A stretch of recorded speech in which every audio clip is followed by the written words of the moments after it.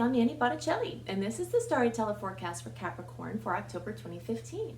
Check out my website, aspiritualspark.com, where you can see more about my current offerings, and you can sign up to become part of my email community through receiving my free email newsletter, where you get all kinds of perks, including an astrology highlights write-up for the month ahead that often goes into different things that I have time to talk about in the horoscopes. So check it out. October, we have quite an active month with its own transits, but we also have the aftermath and the energies from things that were very strong in the time just preceding now. So one such thing is we've got Venus retrograde. That has been this story that had been ongoing. If you want to learn more about Venus retrograde, definitely do a search for YouTube Annie Botticelli Venus retrograde and check out my video, because between the video and the posts and answers to questions on there, there's a pretty comprehensive toolbox of understanding how to use this energy. So if you're watching this in August or September, or even the first couple of days of October, you're still in this Venus shadow period or in the retrograde if it's earlier. Venus went retrograde on July 25th. It went direct on September 6th, but it takes a little over a month here until October 9th before the shadow is completely lifted. The shadow is very much like when you make a U-turn and you stop and you're kind of getting back up to speed. So it's kind of awkward because other cars are passing you really fast and you're trying to get back up to speed, but you're not quite up to speed. That's what the post-shadow period is like. You know, you're going in the direction you need to be going in, but it's kind of awkward and it's not quite having full steam yet. So understanding that is very important. So if you've been holding off on launching new things or making big decisions with relationships or business, then that's fantastic. And your time really to start to launch things and make those decisions are around October 23rd and 24th. And I'll get to why I'm saying that. But in the perspective of Venus retrograde in the shadow period, we're still kind of in that right at the beginning of October, and things are very murky involving Venus. Right as soon as it goes direct, as soon as the shadow period ends, Mercury goes direct. So Mercury had been retrograde as of September 17th.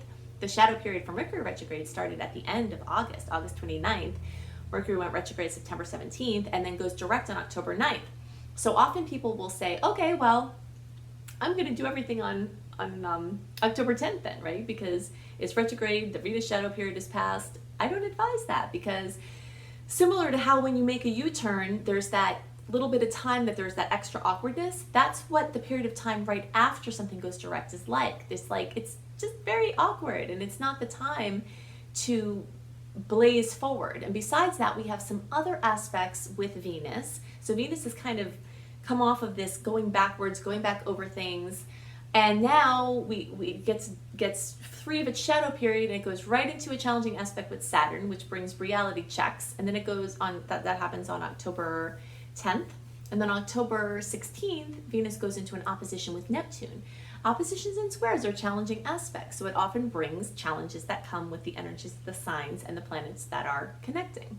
So Neptune brings confusion and murkiness and disillusionment. So it's just not strong. All the energies are just not strong for your blasting forward yet. Now, that's not to say that you couldn't have done anything during the retrogrades, which is why I'm advising that you listen to the Venus retrograde video that I made and also the Mercury retrograde video to understand these better, because there's plenty of stuff you can do. If you're doing things based on old things and redoing things and trying things on and doing something for a second time that you already did, even though it seems like it's new, you're kind of doing it again. There's plenty of room for doing things, but there are certain things that are best to be avoided. Okay, so we've got this story with Venus, and then once we get towards the end of the month, around the 23rd, we've got Venus in this beautiful aspect to Pluto. I'm calling this, like, the way that I see this is there's this boxing ring, okay, and Venus has been in there, and Venus is tired from all of this activity, but it's, the reigning champion will say it's still center stage from all this retrograde, and then the interactions with Saturn, it kind of gets beat up a little bit more, and then it interacts with Neptune, and it's like, oh gosh, it's kind of on its last leg here.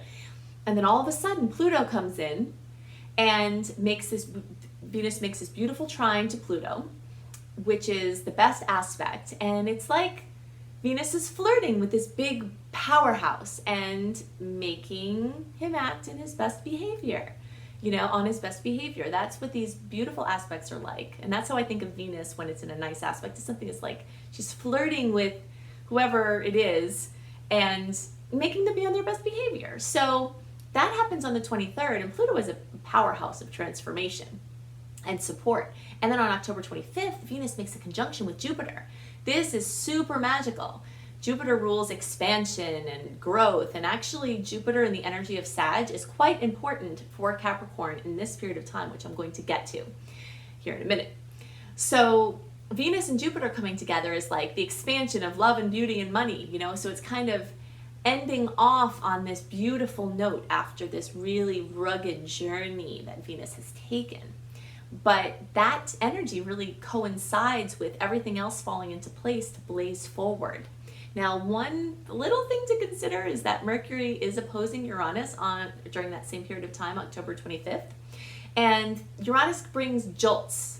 And sometimes they're positive jolts and sometimes they're negative jolts. And when it's in a challenging aspect, like it is to Mercury at this time, it can bring in news or information or something involving your travel or mobility or car that seems to come out of the blue. So there is that going on, but that does not have to dissuade you from your positive focus. And this happens in astrology all the time, where something super positive is happening at the same time as something challenging. And, you know, you have the option to just keep doing what you need to do with the positive energy and try to stay as centered as possible with anything challenging that comes in, so that you can make your future better and brighter, you know, and that's what you can really do with these positive transits and with the challenging transits. And I believe that that's the point of them. When we have a challenging transit, it sets us up for a situation where our lives can be better in the future if we use them the right way and understand the lessons at play. So we have all of that going on. Now, some specific things for Capricorn. When the planets move around in their orbits, which even though the Western astrology chart is shaped like a circle, the orbits are not circular, they're elliptical, okay? But we'll keep that aside, but I just want to make that point because I'm going to describe a circle and I just want to let you know that the orbits are actually elliptical. But in any case, so the planets are moving around this circle, and the chart looks like a circle, looks like a pizza pie with 12 slices of pizza. And when the planets move around and they get into different houses, which are different fields of experience that we have as humans, they bring whatever is true to their sign that they're in and the planet that they are, okay? And they bring it to that field of experience. So it's like the sign and the planet are like the what and the how of the energy, and then the house is like the where. Okay, what field of experience is this energy being brought to? Where is this being focused? So for early degree Capricorns, you've got this tremendous focus in the 9th house. And the 9th house is the house of Sagittarius, which is ruled by Jupiter, which is what I was alluding to earlier, that Jupiter is kind of going to be very involved here. For early degree placements, you have just recently had Jupiter enter and start a year-long transit through your 9th house. For you middle to later degree placements, this is going to be staggered several months or even up to a year for your very late degree placements. So where you have Jupiter in your middle or later degree placements is still in the 8th house, and we're going to talk about that too. So you've got long-term things going on in the 9th house for early degree placements, and you have short-term things. Jupiter takes a long time to get around, so wherever it is, it's there for a while. That brings a long-term theme to the energy of Sagittarius for Capricorns. And then all of the personal planets, the Sun, the new moon, Mercury, Venus, and Mars are all in or about to go into this 9th house. And they move pretty quickly. So they're there and they're doing stuff and it's very active and current, and then they pass. So there's short-term theme of focus on the 9th house, and there's long-term theme of focus on the 9th house. And for you middle to later degree placements, this isn't here yet. This is all clustered in your 8th house. But let's talk about the 9th house first, because if this isn't happening for you now, this is coming soon, and then we'll talk about where the cluster is in the 8th house and what that brings. So the sign of Sagittarius is all about expansion, is about broad horizons, is about fun and openness and diversity. And the energy of Capricorn in general is more singularly focused. It's ruled by Saturn. So the energy of a sign is very true to the planet that rules it. Saturn all planets have a upside and a downside. The upside of Saturn, so therefore the upside of Capricorn energy, because it's its ruler, is that it's hardworking and it's responsible and it's dedicated and it's disciplined. And the negative aspects can be that those things overtake life, where there's an imbalance. And also things can be like hard or difficult or have obstacles or heaviness associated with it, just like work, determination, focus, ambition. So when you have a heavy focus like we have now or coming soon, depending on your placement, in Sagittarius, this is like the antithesis of the Capricorn energy. This is fun and frolicsome and open and wide. It reminds me of recently I was stopped at a stoplight, and there was this woman who was walking across the street talking very animatedly on her phone. And she was having a good time, and she was just like very involved in her conversation, and you can see that she was very much enjoying it. And I'm in a good position to explain this to you because besides doing astrology, I also have some personal things that I'm more familiar with personally besides just professionally. So I'm a Sagittarius. I have lots of planets in Sag, but I have my moon in the sign of Capricorn, also in the house of Capricorn, also at 29 degrees of Capricorn, which is like brings extra energy to it. It's like an extreme version of it. And I also have Venus in early Cap.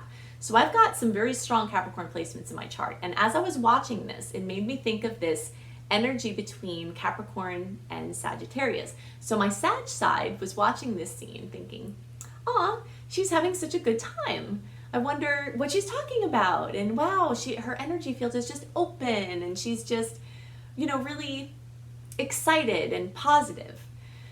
And then my Capricorn sign was like, you need to get off the phone. You're walking across the street because people aren't looking and you're not paying attention. And it's very irresponsible and you have to stop doing that right now, And which one is true? They're both true. There's no judgment either way. They're equally as true. And that's what Capricorns are going through right now in the short term with those shorter term transits, and the theme for the long term now as of this fall, really as of late summer, when Jupiter started to expand the energy into this house of Sagittarius. When any planet is in the house of the sign that it rules, it brings extra oomph there. So early Caps, and then this will come later for you middle to later degree Caps, Jupiter is in the house that it rules, the 9th house. So there's extra focus there. So this balance of finding where can you have more openness while still being responsible and keeping everything up that needs to be up? Where are you being hypervigilant? Where you can soften things around the edges a little bit, Where can you add more fun and trust and surrender and intuition in your life? And that's what the theme is, So this is really strong now for early Caps. So for you middle to later degree Caps, you have this huge cluster of energy, the sun and the new moon. Well, the new moon will probably be in the 9th house for all of you. But so the sun, the Mercury and Venus and Mars and the North Node and Jupiter are all in the 8th house. And the 8th house is the house of the less tangible and lesser seen things. It's ruled by Scorpio, it's ruled by Pluto, and it's deep emotional things. It's things involving money. It's basically the house of money, sex, and power. It's birth, death, transformation, rebirth. A really important theme that I discussed in the early Aquarius report, the middle to late Capricorn charts the late Capricorn chart looks identical pretty much to the early Aquarius chart. So if you have an Aquarius and a Capricorn placement and you notice that I'm talking about some common themes for the later degree placements of Cap and the early degree placements of Aquarius, that's because the charts look very similar. So if you have late degree Cap placements, you might want to also watch early degree Aquarius, watch the Aquarius reports and listen for early degree Aquarius, because that's going to have other pieces that are relevant for you. But in any case, I talked about this topic of investing and the magic of compounding. Your theme here has to do with the magic of compounding. And if you are an early degree placement, don't not listen now, because even though Jupiter and these other planets have pretty much left this 8th house for you, Jupiter plants seeds wherever it goes that can sprout in any of the 12 years of the cycle before it gets back around to where it is now. So if you planted any seeds along there, in the arenas that I'm talking about, you can put some energy towards them to help them sprout. So you're not completely left out of this conversation. So definitely listen up too. So the magic of compounding is very much housed in the 8th house. And compounding is, it's not just an investment principle. It's where I first learned about it was through investments. But you put a little bit towards something over a long time, and then it like snowballs. It's kind of like, it's like a snowball rolling down a hill. It's like, oh, it's a little snowball. It's not really, it's a little big. Oh, it's big. Whoa, it's really big now. And gathering speed. And that's the energy of compounding. It's a difficult thing to wrap your head around. But when thinking about the topic of investing, it's really important. So an example to illustrate this was something that I read that triggered all of this for me when applying it here for you, is if a 25-year-old were to eat breakfast at home and brown bag it, or take a lunch to work instead of going out to lunch, they might save about $10 a day. And if they invested that $10 a day, from the time they were 25 until the time they were around 67, of course there's different factors, what the interest rate is and blah, blah, blah, whatever, of what they're earning. But they could be a millionaire by the time they retire with just that seemingly small investment, because it snowballs. And I really got to see this firsthand because when I was young, like very young, like 7, 8, 9, my dad taught me about investing. And he even had me reading the Wall Street Journal at that age. And because of certain these Capricorn placements that I have in my chart and some other things, I really took to it and was really interested in it. So they convinced me that it was a good idea to invest my chore money in stocks and that they would match it. Okay, so at the time I was like 7, 8. So by the time I was 23, that money had turned into enough that I had enough money to pay for a house in cash. In my early 20s, from very small, you can imagine what chore money was a long time ago. It's not a lot. But over time and with consistency, it adds up to this whole big thing. That's the magic of compounding. And that is really current for Capricorn. So many people don't start saving or don't start investing because they feel like they have such a paltry amount to put into something. And the message here is there's no amount too small and no time too soon to start. Open a savings account, and again, you want to wait for Venus and these other things to get situated here, like at the end of October, October 23rd, October 24th, when you have those great aspects with Venus and Pluto and Venus and Jupiter, to really do something new like this. But opening a savings account, putting away a little bit of money, starting to invest money, or even if it's just saving and then you start investing it, it can really stockpile. And this is also true for your emotional well-being and things in your relationships. So if you're in a relationship and things have gotten stale or things have gotten difficult or you're separated from your partner energetically and you feel really far away, little pieces that you put in the bank of your relationship can start to snowball. So you start with a nice gesture, you start with some openness, you start with spending some time, and then before you know it, these things can snowball. And this is also true for meditation. And yoga as well. So things like that, where I've heard consistently practitioners who are experts in these fields say, if you can't go to an 1.5 hour yoga class and you do 10 minutes of yoga a day, every day, then that compounds and that adds in the bank of your strength and your balance, even though you're just doing a little bit at a time. So all the many different ways that you can apply the idea of compounding, of doing something very small, but doing it consistently over an extended period of time. Meditation is the same way. The effects of meditation are cumulative. And all of these energies are very much 8th house things. They're like the lesser seen things, So that's our big story for, this 8th house focus for most of you Capricorns are going to have this going on. So I can't see what's going on in your individual chart. If you would like to have a personal reading with me or with one of my apprentices, you can see on my website, if it's not up there, it will be soon. Some of the people who are graduating from my first apprenticeship program will be available to be doing readings as well. And you can see more information about that on my website. And definitely sign up for my free email newsletter and become part of my community, and you'll get all kinds of perks, including that write-up that I discussed. There's a lot of things going on in October that I don't have time to talk about with everything else. So you'll get a written version as part of my VIP crew that gets access to that. So definitely check that out, and I hope you have a wonderful October, and I'll see you soon. Bye.